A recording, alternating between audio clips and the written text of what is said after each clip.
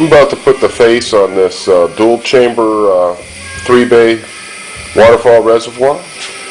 And this is for a YouTuber. Goes by the name of CavemanLeet. He contacted me about making one of my waterfall reservoirs, but making it for 2 independent loops. Pickups, plastic reservoir, mounting holes, slots so that if you have an optical bay that has tabs, it just slides right in. And I'm taking these photos before I put the face on so that you can see the detail of it. Water comes out from behind this diverter plate, catches in this basin, spills over. Should look pretty neat with 2 different fluids in it.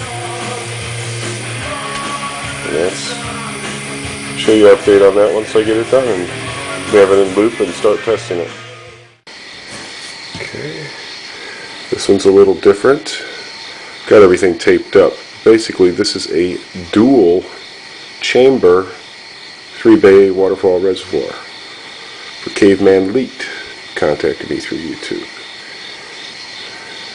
And, all these, by the way, are polycarbonate, and I test everything for as long as you want. I'll test it for about a week.